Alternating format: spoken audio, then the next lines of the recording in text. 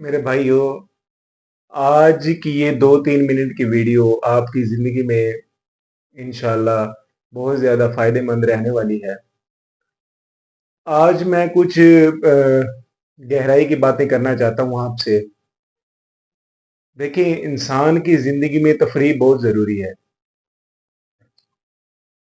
लेकिन हमेशा ही तफ़रीह करना ये इंसान के लिए, उसके मकसद के लिए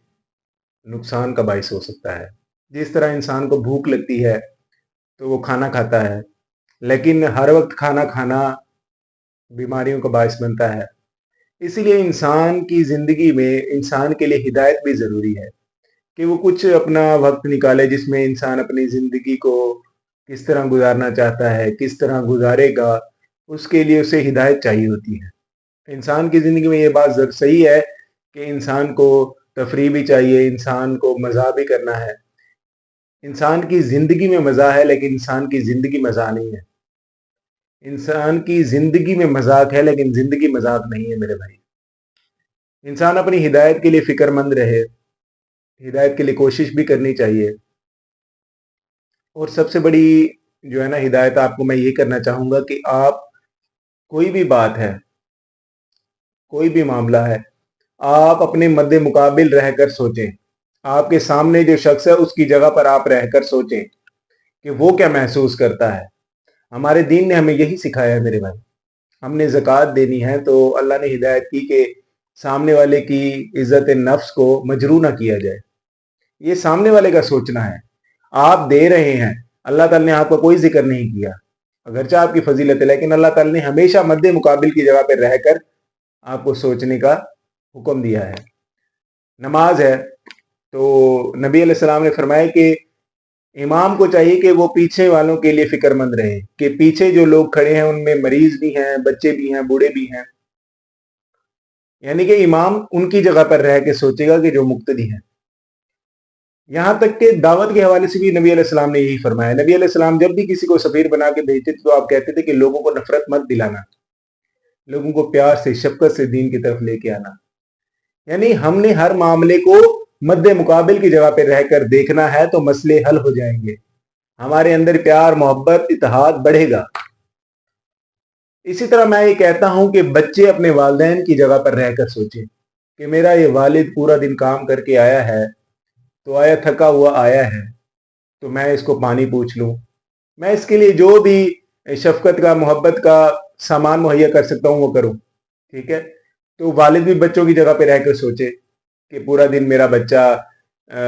वालिद से महरूम रहा, तो रात को आया हूँ, तो इनसे मैं कुछ बातें करूँ, कुछ लम्हे गुज़ारूँ इनके साथ, कुछ प्यार, मोहब्बत, शफ़क़त का हाथ फेर दूँ। इसी तरह एक बीवी है, अपने शौहर के बारे में अगर ये सोचे कि मेरा शौहर पूरा दिन थका-हारा काम-काज से, पूरे दिन लोगों की परेशानियों से लड़कर आया है, तो मैं नहीं चाहता कि कोई भी बीवी अपने शौहर से कोई भी शिकवा-शिकायत करेगी।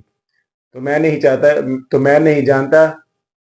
तो मैं नहीं समझता कि कोई भी बीवी अपने शौहर से कोई भी शिकवा-शिकायत करेगी, अपनी सास के मुतल्लिक। अगरचे ये तमाम मामला तब होते हैं जब इंसान अपनी ज़ात के बारे में सोचता है कि मैंने ये महसूस किया है, मैं सामने वाले को बताऊँगा, बताऊँगी। यहाँ पे आके मामलात बिगड़ना शुरू हो जाते हैं। इसी तरह एक शौहर है, वो अपनी बीवी ज इसी तरह एक शौहर है, वो अपनी बीवी की जगह पर रहकर सोचे कि मेरी बीवी पूरा दिन घर के काम-काज करती रही। अब मैं घर जा रहा हूँ, तो आया उसके लिए कुछ ले जाऊँ, उसको बाहर ले जाऊँ, उसको बाहर खिलाने के लिए ले जाऊँ कि पूरा दिन वो घर के मामलात में उलझी रही। ये है एक-दूसरे की फ़िक्र करना, ये है मामलात को हल करने का एक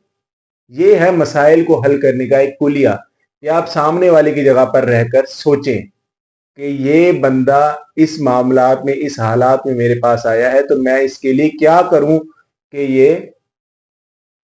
मैं इसके लिए क्या करूँ कि जो उसके लिए बाइसे तस्कीन हो। बच्चे वालिदैन की जगह पर सोचें, वालिदैन बच्चों की जगह पर रह के सोचें, मियाँ बीवी की जगह पे बीवी माँ की जगह पर, मियाँ बीवी की जगह पर रहकर सोचे, बीवी जो है शौहर की जगह पे रहकर सोचे कि अगर मैं इस तरह पूरे मामलात पूरे घ कि अगर मैं इस तरह पूरे दिन घर के मामलात परेशानियों से बाहर मेहनत करके, मज़दूरी करके अगर घर आऊँ और मुझसे कोई इस तरह शिकवा शिकायत करे जिस तरह मैं कर रही हूँ, تو میں سمجھتا ہوں کہ اپنی نظروں میں ہی شرمندہ ہو جائے گی۔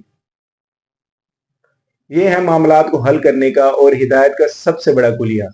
کہ آپ دوسرے کی جگہ پر رہ کر سوچیں، آپ دوسرے کی جگہ پر رہ کر ان کو ہدایت کریں، آپ دوسرے کی جگہ پر رہ کر اس کی پریشانی کو، اس کی مجبوری کو سمجھیں۔ اسی طرح میرے بھائی، میں آج پرانی تصاویر کے کچھ البم کھول کے بیٹھا تھا، تو ایک چیز میں نے نوٹ کی کہ ان تصویروں میں شادی بیاہ کے موقع تھے، فیملی فنکشن تھے، جہاں پر وہ تصویریں کھینچی گئی، ہر شخص اس تصویر میں بہت زیادہ خوش نظر آ رہا ہے، لیکن اس تصویر میں ان لوگوں کی خوشی کے لمحات کی وجہ جو ہے وہ کسی کو نظر نہیں آ رہی۔ وہ شخص جو ان کے لیے خوشی کا باعث ہے وہ اس فوٹو سے محروم ہے، اور وہ ہے باپ، جس نے ان کو یہ خوشی کے لمحات میسر کیے، جو ان کو اس موقع پر عزت فراہم کرنے کے لیے باہر زمانے سے لڑ رہا تھا، جو اس موقع پر موجود نہیں تھا، جو اس موقع پر ان کو، جس نے اس خوشی کے لمحات کو فراہم کرنے والا وہ شخص باپ ہے،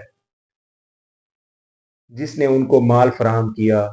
جس نے ان کو عزت فراہم کی، جس نے ان کو حفاظت فراہم کی اور زمانے سے لڑتا رہا، وہ شخص میں دیکھ رہا تھا کہ ان تمام تصاویر میں موجود نہیں ہے۔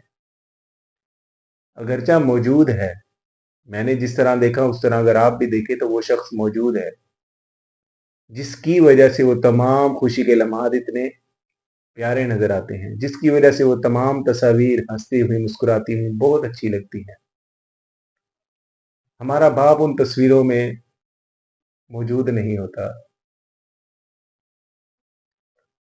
تو اس باپ کے لیے میں کہنا چاہوں گا کہ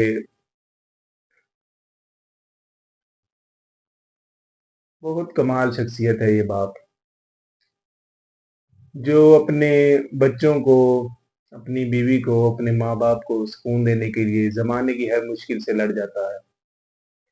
اور گھر آتا ہے اور کوئی چیز ظاہر نہیں کرتا، کیونکہ وہ مرد ہے۔ وہ اپنی لوگوں کے بقول اس کمزوری کو ظاہر کرے، یہ مرد کی شان کے خلاف ہے کہ وہ اپنا کسی کو دکھ بتائے، وہ اپنی کسی کو پریشانی بتائے۔ اس باپ کے پیچھے میں آپ کو یقین سے کہتا ہوں کہ ایسے لوگ جو آپ کو مضبوط نظر آتے ہیں، جن کو آپ کو لگتا ہے کہ یار یہ شخص بہت ہی مضبوط کردار کا مالک ہے،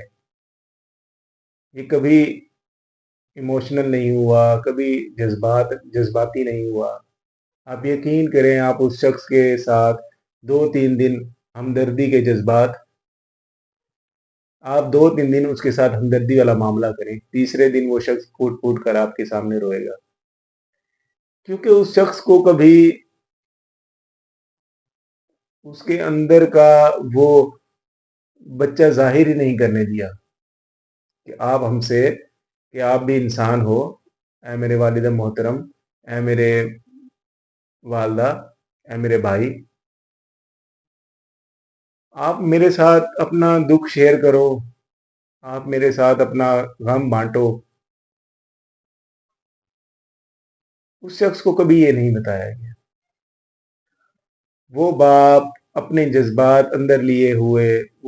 وہ باپ اپنے اندر غم لیے ہوئے، وہ باپ اپنے اندر پریشانیاں لیے ہوئے اس دنیا سے جاتا ہے،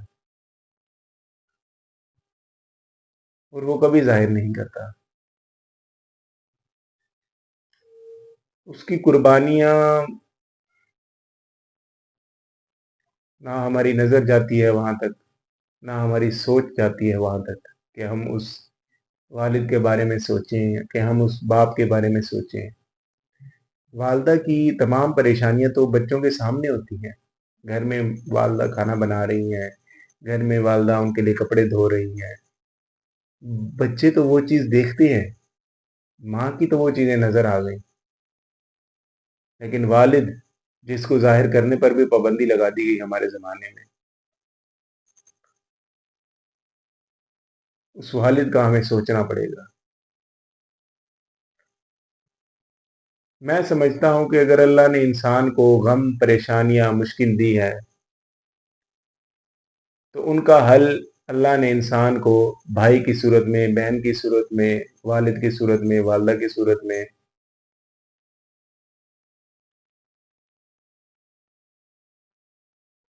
تو ان کا حل اللہ نے انسان کو ان رشتوں کی صورت میں دیا ہے، جو والد کی صورت میں ہے، جو ماں کی صورت میں ہے،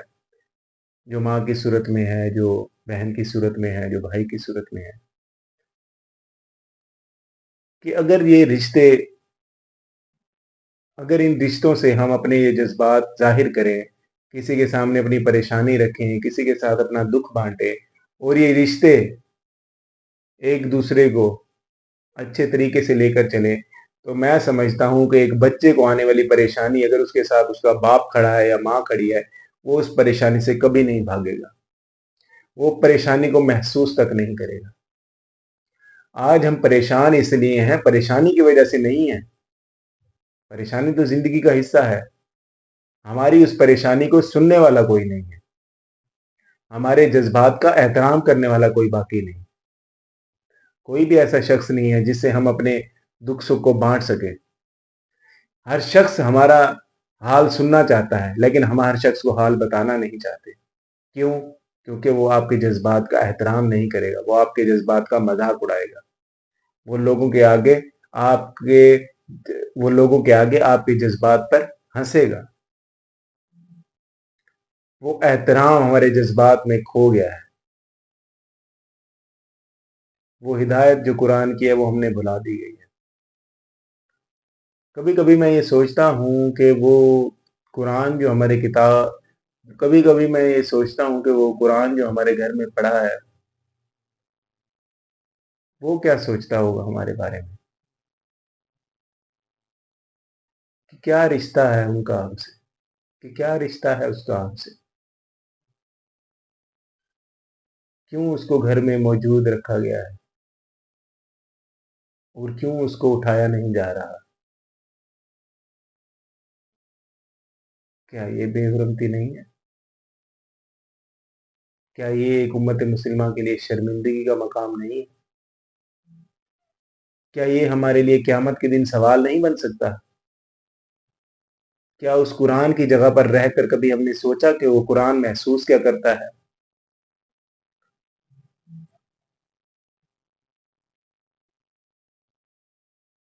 اگر اس کو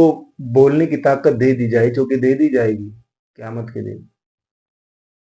تو وہ کتنے شکوے ہم سے کرے گا، تو وہ کتنے شکوے اپنے اندر لیے ہوئے بیٹھا ہے، جو ہمارے بارے میں اس کے شکوے ہیں، کہ پورا دن ہم اس کی طرف نظر گھما کر نہیں دیکھتے، کہ پورا دن ہم اس سے کوئی ہدایت نہیں دیتے، تو پھر وہ گھر میں موجود کیوں ہے؟ اس کی موجودگی ہم پر بہت بڑا سوال کرے گا، اس کی اس کی موجودگی ہم پر بہت بڑا سوال کھڑا کرتی ہے، اور اس کی اس طرح کی موجودگی قیامت کے دن بہت بڑا سوال کھڑا کرے گی اللہ کی بارگاہ میں، اور ہم جواب نہیں دے سکیں گے میرے بھائی، کچھ جواب نہیں دے سکیں گے۔ تو اپنی زندگی میں میرے بھائی سوچا کریں ان معاملات کو، تفریح بھی کرنی چاہیے، اپنے معاملات آپ دیکھ کر چلیں، اپنی خوشی کو بھی اپنی خوشی کا بھی آپ احترام کریں، اپنی تسکین کا بھی آپ احترام کریں، کہ آپ کو کوئی چیز فٹ بال کھیلنا اچھی لگتی ہے، ہاکی کھیلنا اچھی لگتی ہے، بالکل کریں، لیکن اپنی ہدایت کے لیے فکر مند رہیں میرے بھائی، اپنی ہدایت کو کچھ نہ کچھ وقت دیں کہ آپ کی زندگی بہتر سے بہتر ہو۔ جب آپ ہدایت کو پڑھیں گے، سمجھیں گے، تو آپ ہر دن خود پر سوال کھڑا کریں گے کہ یار مجھے اس سے بھی بہتر بننا ہے، مجھے اس سے بھی بڑا کرنا ہے، مجھے اس سے بھی آگے بڑھ کر لوگوں کے لیے خدمت کرنی ہے۔ میں یہ دیکھتا ہوں کہ کوئی بھی شخص اپنے گھر کے علاوہ کسی بھی شخص کے لیے کچھ نہیں سوچتا، اپنے گھر کے چار لوگوں کے لیے تو وہ فکر مند ہے، اور ہونا چاہیے، اچھی بات ہے، لیکن وہ اپنے حلقے سے باہر کبھی نظر نہیں دوڑاتا، نہ ہی کسی کو، نہ ہی کبھی وہ سوچتا ہے۔